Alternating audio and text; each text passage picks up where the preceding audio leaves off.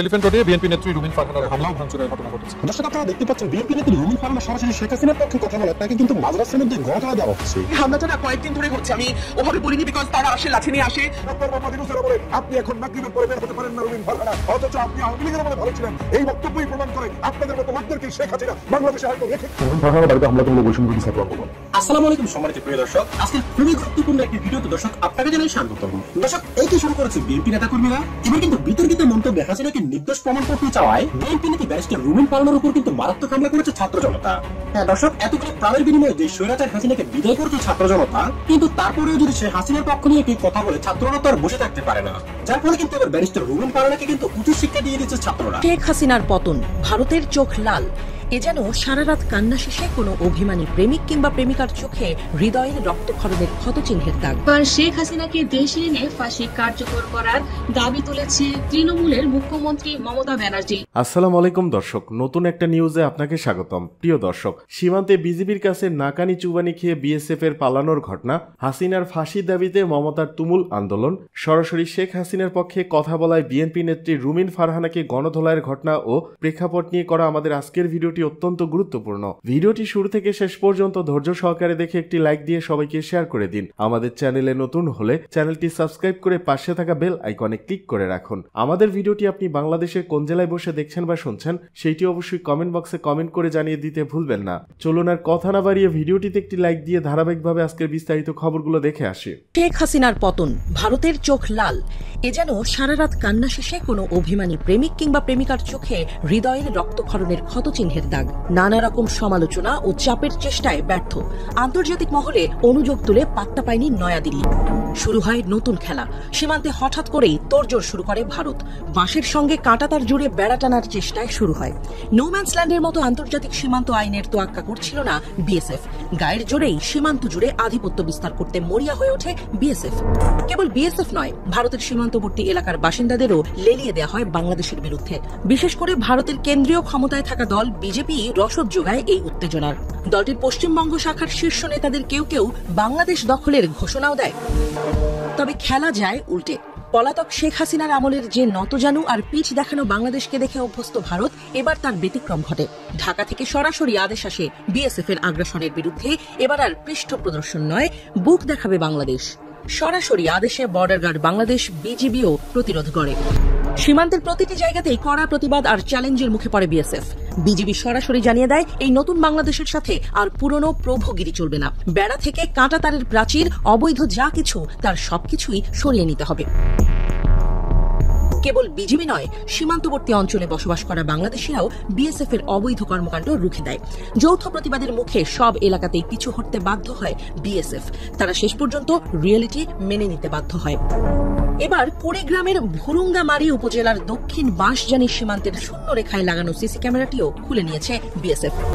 মঙ্গলবার রাত 11:30টার দিকে ক্যামেরাটি তারা খুলে নেয় বলে বুধবার নিশ্চিত করেছেন বিজিবির কুড়িগ্রাম ব্যাটালিয়ন 22 বিজিবির অধিনায়ক লেফটেন্যান্ট কর্নেল মোহাম্মদ মাসুদুর রহমান। এর আগে রোববার রাতে উপজেলার বাঁশজানি সীমান্তের আন্তর্জাতিক সীমানা পিলার 9S এর 978 নম্বর পিলারের শূন্য রেখায় ইউক্যালিপটাস গাছে একটি সিসি ক্যামেরা স্থাপন করেন বিএসএফ এর ছোট গারুল ঝরা ক্যাম্পের সদস্যরা। সেখানেই শেষ নয়, এবার কথায় কথায় সীমান্তে গুলি চালানোর অভ্যাস বদলানোর কথাও দিতে বাধ্য হয়েছে বিএসএফ। তারা সীমান্তে মৃত্যু শূন্যে নামিয়ে আনতে রাজি হয়েছে। সুপ্রিয় দর্শক, এইমাত্র ভারত থেকে প্রকাশিত হলো ফ্যাসিস্ট হাসিনার শেষ পরিণতি। শেখ হাসিনা কি আর দেশে ফিরতে পারবেন? পার্লামেন্টে মোদি ও হাসিনাকে নিয়ে এবার চরম অবস্থা।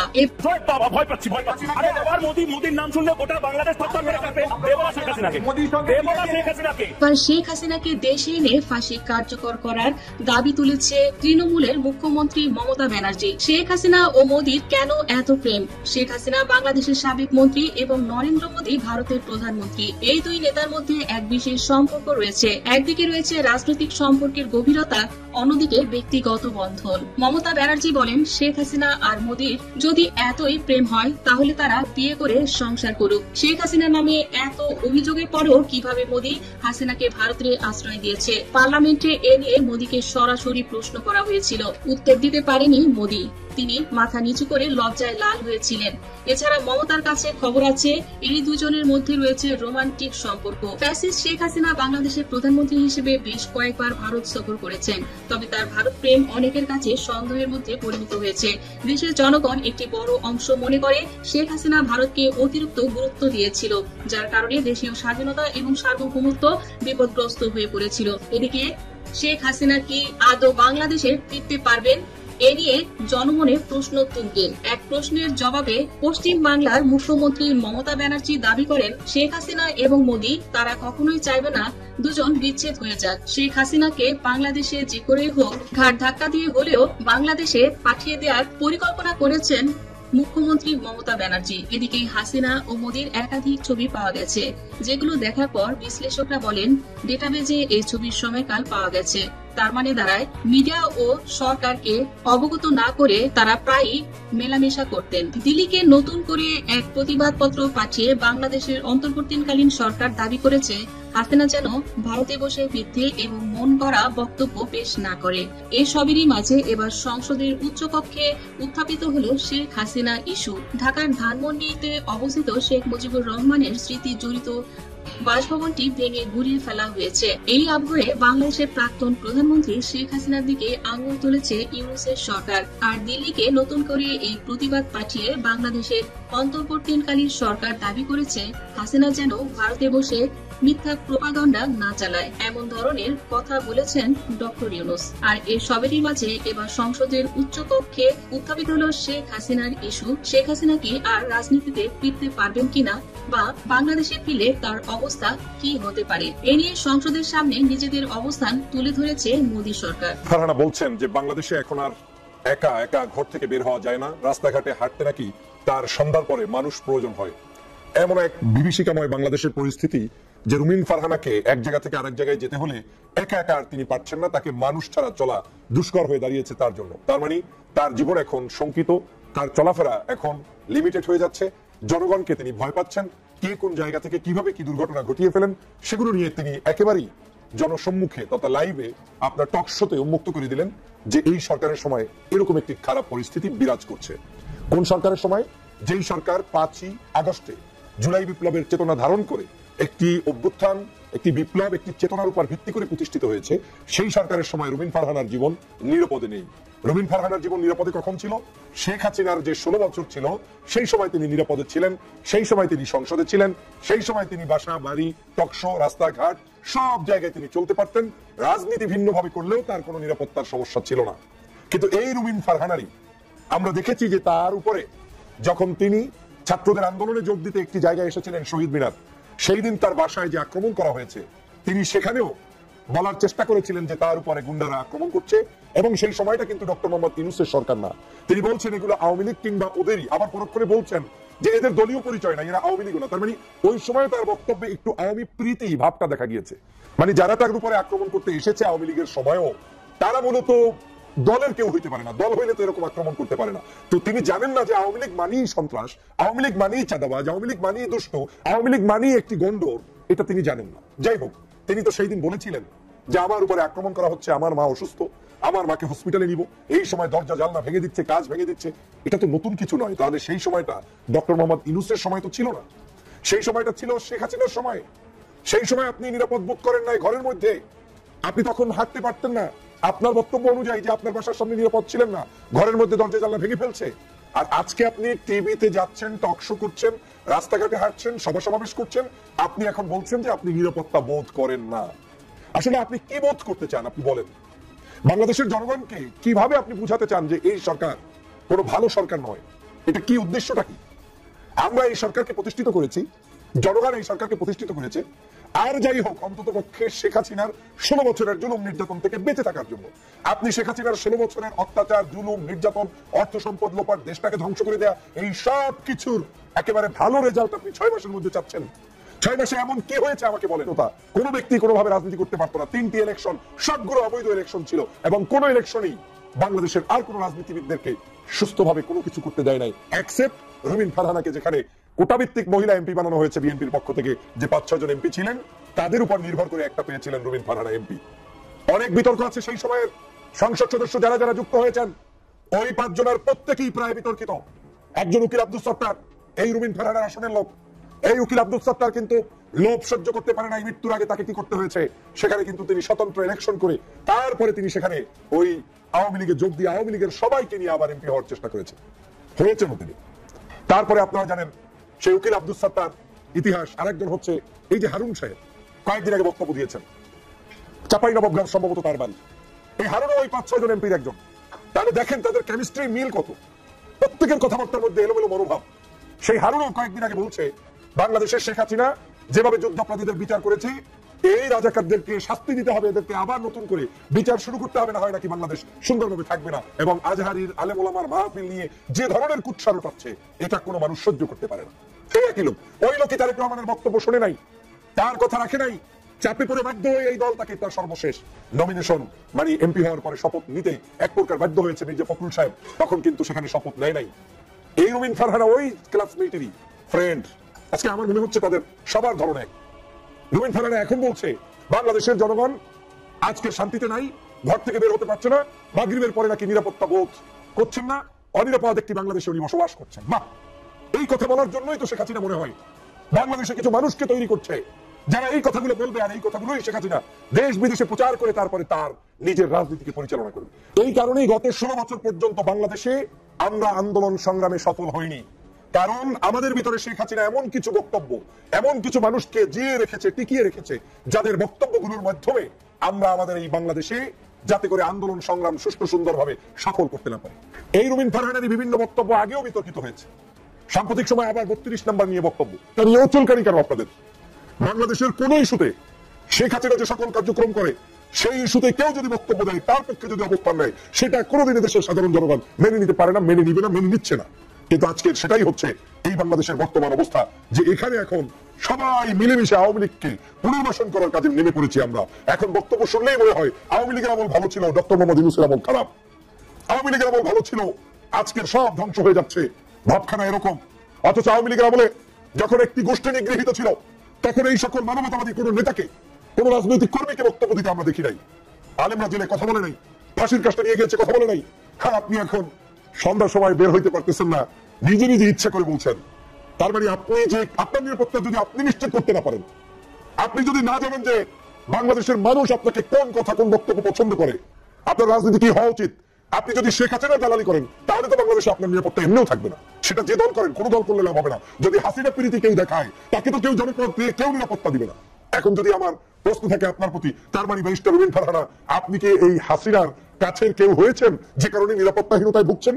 আপনি কি শেখ হাসিনার আপন কেউ যে কারণে নিরাপত্তায় ভুগছেন? আপনি কি শেখ হাসিনার মতো সন্ত্রাস দুর্নীতি চাঁদাবাজদের পক্ষে যে কারণে নিরাপত্তায় ভুগছেন ব্যারিস্টার রুমিন ফারহানা? আপনি কি বাংলাদেশে মনে করছেন যে আপনি হাসিনার কোন দালাল কিংবা গোপন সংস্থার সদস্য যে কারণে নিরাপত্তায় ভুগছেন? না হয় কেন বলছেন ডক্টর মোহাম্মদ ইউনূসের আমলে আপনি এখন মাগরিবের পরে বের হতে পারেন না রুমিন ফারহানা, অথচ আপনি আওয়ামী লীগের বলে ভালো ছিলেন? এই বক্তব্যই প্রমাণ করে আপনাদের মতো লোকদেরকে শেখ হাসিনা বাংলাদেশে হয়তো রেখে গিয়েছে আমার বাংলাদেশে নতুন করে আওয়ামী লীগ ফেরত আসার জন্য। এর চাইতে আর কিছু নয় রুমিন ফারহানা। আমি এর মাধ্যমে বলতে চাই, বাংলাদেশের প্রত্যেকটি জায়গায় এখনো শেখ হাসিনার গুপ্তচররা বিভিন্ন নামে বেরোবে, হয়তো বিভিন্ন সংগঠনের মধ্যে লুকায়িত আছে। না হয় এই ধরনের বক্তব্য কোনোদিন হতে পারে না। 5ই আগস্টের এই সরকার হচ্ছে আমাদের সরকার। আওয়ামী লীগের একটি হত্যাকারী, গমকারী, নির্যাতনকারী সরকার ছিল, জনগণের উপরে একেবারে চরম মাত্রার একেবারে আধিপত্য বিস্তারকারী সরকার ছিল। ওই সরকারকে হটিয়ে আমরা যেই সরকার বসিয়েছি, সেই সরকারকে যেই নেত্রী পছন্দ হয় না, নিশ্চয়ই ওই নেত্রী শেখ হাসিনার ব্যক্তিগত কারণে, তার কোন একজন বিশেষ ব্যক্তি ছাড়া আর কিছু নয়। অতএব প্রিয় বন্ধুরা আমার, এই দেশকে রক্ষা করতে হলে দল মত চিনি না, আওয়ামী বিরোধী এই সংগ্রাম আমাদের অব্যাহত রাখতে হবে। হাসিনার দোষকদের বিরুদ্ধে আমাদের লড়াই অব্যাহত রাখতে হবে। আওয়ামী লীগের ষড়যন্ত্র সম্পর্কে আমাদেরকে সজাগ থাকতে হবে। আমাদের আগামীর বাংলাদেশ বিনির্মাণ করতে হবে ন্যায় ইনসাফ এবং এই যে অসৎ চিন্তা আধিপত্যবাদের পক্ষে, আওয়ামী লীগের পক্ষে যে সকল দালাল, তাদের মুখ সম্বোধন করে আগামী রাজনীতি প্রতিষ্ঠা করতে হবে। রুমিন ফারহানার বাড়িতে হামলা করলো বৈষম্যবিরোধী ছাত্র আন্দোলন, কি মনে করছেন এটা বৈষম্যবিরোধী ছাত্র আন্দোলন হয়েছে? না, এটা বৈষম্যবিরোধী ছাত্র আন্দোলনের কেউ দেয় নাই, এটা দিয়েছে আওয়ামী লীগের গুন্ডা বাহিনী। আমাদের আপনার বলছো না সে আগে নিরাপদ ছিল, এখন নিরাপদ না। আগে যদি নিরাপদ থাকবে তাহলে তার বাড়িতে কেন হামলা করতে গেছিল ছাত্রলীগের পোলাপান? তাহলে তো রাস্তায় নামতে হয় নাই, তার বাড়িতে হামলা করতে গেছিল, তাকে অগত্যে বসে গালিগালাজ করছিল। এই যে ভিডিও দেখছেন না, এটা কিন্তু বৈষম্যবিরোধী ছাত্র আন্দোলনের কেউ এরকম গালিগালাজ করে নাই, এটা করছিল আওয়ামী যুবলীগ ছাত্রলীগের ক্যাডাররা। আর আমাদের আপা ওই সময় ভালো ছিল, আমাদের আপা ওই সময় খুব ভালো ছিল, আমাদের আপা স্বামী মুসলিমের সাথে খুব ভালো সম্পর্ক ছিল ওই সময়। ওরা কষ্ট লাগে, এরা কিভাবে ভুলে যায় রে ভাই? এরা 17 বছর নির্যাতন কিভাবে ভুলে যায়? আমি তো মিলাইতে পারি না, আসলে কি এরা মানুষ না অন্য গ্রহের কিছু? সত্যি বলতেছে আমি মিলাইতে পারি না। শোনেন, একটা কথা বলি, শিক্ষা যদি আপনার এখন না হয়, শিক্ষা কবে হবে? পরাজিত শক্তিকে ধ্বংস করে দেওয়া উচিত, তাহলে পরাজিত শক্তি আর মাথা চাওয়া উঠতে পারবে না। এই আওয়ামী লীগ বাংলাদেশের মানুষের সাথে কি করছে এটা সকলের জানা। এই আওয়ামী লীগকে বাংলাদেশে পুনর্বাসন করা, আওয়ামী লীগের ছাপাই গাওয়া, এটা আসলে ভালো কিছু ভালো চোখে দেখি না। আমি মনে করি এরা হচ্ছে দালাল, এরা আওয়ামী লীগের দালাল, এরা ইন্ডিয়ার দালাল। সত্যি করে বলতেছি, আমি এদেরকে এর থেকে ভালো বলতে পারবো না, এর থেকে জমিনে ভাবে ভাষা বলা বলতাম, সত্যি বলতেছি। ও দেখছেন না, অনেকে মনে করছেন যে সিনেমায় শুধু চাপাই না, রাজপথে কাপাইতে পারি ভাই, অনেক কাপাইছি। হয়তো আমাকে চেনা না করে অল্প দিন, অনেক আগে কাপাইছি, ফেলেছি। আপনার কি মনে হয় শিক্ষার্থী মারা গেছে 2000, শেখ হাসিনা পুলিশ মারার কথা বলতে 3000? বুঝলেন? তার বাপের বাড়ি ঘর ভাঙছেন, তার বাপের মুক্তি ভাঙছে, সেই দেবে শেখ হাসিনা না, সেই দেবে না। আমরা চাচ্ছি বাংলাদেশে আওয়ামী লীগ পুনর্বাসন না হোক, আর বিএনপির একটা অংশ চাচ্ছে আওয়ামী লীগ বাংলাদেশে পুনর্বাসন হোক। আওয়ামী লীগের সাবাই দেওয়া মানে কি? যাদের ভালো ছিলেন এই কথা বলা মানে কি? এই কথা বলা মানে হচ্ছে আওয়ামী লীগকে প্রমোট করা, যে আওয়ামী লীগ আগে ভালো ছিল, আমার আওয়ামী লীগকে বাংলাদেশে নিয়ে আসো। আমার মনে হয় বিএনপি যারা হাইকমান্ড আছে, বিশেষ করে তারেক রহমান সাহেব, আপনার এই বিষয়টা নজর দেওয়া উচিত। যারা এই ধরনের কথা বলবে তাদেরকে থামিয়ে দেওয়া উচিত, আমি মনে করি। ওটা বহিষ্কার করা বেকার। কারণ বাংলাদেশের মানুষের ম্যান্ডেট পাইতে হলে, আপনাকে বাংলাদেশের রাষ্ট্র পরিচালনা করতে হলে অবশ্যই আওয়ামী লীগ বিরোধী হতে হবে। কারণ বাংলাদেশের মানুষ আওয়ামী লীগ বিরোধী। এদেরকে যদি এখন দমাতে না পারেন, কোনো দমাবেন এখন উচিত দমিয়ে দেন। বন্দি বিনিময় চুক্তি, শেখ হাসিনাকে ফেরাতে দিল্লিকে কাগজপত্র পাঠিয়েছে ঢাকা। বন্দি বিনিময় চুক্তির আওতায় শেখ হাসিনাকে দেশে ফিরিয়ে আনতে প্রয়োজনীয় কাগজপত্র দিল্লিকে পাঠিয়েছে ঢাকা। বৃহস্পতিবার বিকেলে রাজধানী ফরেন সার্ভিস একাডেমিতে আয়োজিত প্রেস ব্রিফিং এ কথা জানান তিনি। রফিকুল আলম বলেন, বন্দি বিনিময় চুক্তির আওতায় শেখ হাসিনাকে দেশে ফিরিয়ে আনতে প্রয়োজনীয় নথিপত্র ভারত সরকারকে পাঠানো হয়েছে। রাজনৈতিক এবং কূটনৈতিক উভয় সিদ্ধান্তেই এই কূটনৈতিক পত্র পাঠানো হয়, তবে এ বিষয়ে ভারত এখনো কোনো উত্তর দেয়নি বলে জানান মুখপাত্র। এছাড়া দিল্লিতে বাংলাদেশ হাই কমিশনার নিয়োগের বিষয়টি প্রক্রিয়াধীন রয়েছে বলে জানান তিনি। এদিকে জাতিসংঘের ফ্যাক্ট ফাইন্ডিং রিপোর্টকে স্বাগত জানিয়ে রফিকুল আলম বলেন, প্রতিবেদনটি যে কোনো মানুষের বিবেককে নাড়া দেবে। প্রতিবেশী ভারতও সেই বিষয়টি আমলে নিয়ে বাংলাদেশকে সহযোগিতা করবে বলে আশা প্রকাশ করেন মুখপাত্র। ভারতের ষড়যন্ত্র চলছেই, এবার পাহাড়ে অস্থিরতা। দেশের রাজনৈতিক অস্থিরতার সুযোগ নিয়ে পার্বত্য চট্টগ্রামে আবারও সক্রিয় হয়ে উঠেছে সশস্ত্র পাহাড়ি সংগঠনগুলো। সীমান্তবর্তী এলাকায় অন্তত 10টি পয়েন্ট সন্ত্রাসীদের ঘাঁটিতে পরিণত হয়েছে, যেখানে ভাবনা কেন্দ্রের আড়ালে চলছে তৎপরতা। নিরাপত্তা বাহিনীর অভিযানে এসব সংগঠন সেনাবাহিনীর বিরুদ্ধে অপপ্রচার চালাচ্ছে, যা পরিচালিত হচ্ছে ভারতের ত্রিপুরা ও মিজোরাম থেকে। নিরাপত্তা বিশ্লেষকরা বলছেন, স্বাধীনতার পর থেকে আঞ্চলিক সাম্রাজ্যবাদী শক্তিগুলো পার্বত্য চট্টগ্রামে অস্থিতিশীলতা সৃষ্টি করছে। 1997 সালে শান্তি চুক্তির পর সেনা ক্যাম্প প্রত্যাহারের সুযোগে সন্ত্রাসীরা পুনর্গঠিত হয়েছে। বর্তমানে 6টি সশস্ত্র সংগঠন সক্রিয়, যাদের আর্থিক যোগান আসে চাঁদাবাজি ও সন্ত্রাসী কর্মকাণ্ড থেকে। সম্প্রতি রাঙ্গামাটির বন্দুকডাঙ্গায় নিরাপত্তা বাহিনীর অভিযানে এক সন্ত্রাসী নিহত ও বিপুল অস্ত্র উদ্ধার হয়। অভিযানের পর সেনাবাহিনীর বিরুদ্ধে ধর্মীয় উপাসনালয় অবমাননার অভিযোগ তুলে সামাজিক মাধ্যমে অপপ্রচার চালানো হচ্ছে। এনজিও ও কথিত সুশীল ব্যক্তিদের মাধ্যমে এই প্রচারণাকে প্রাতিষ্ঠানিক রূপ দেওয়ার চেষ্টা চলছে।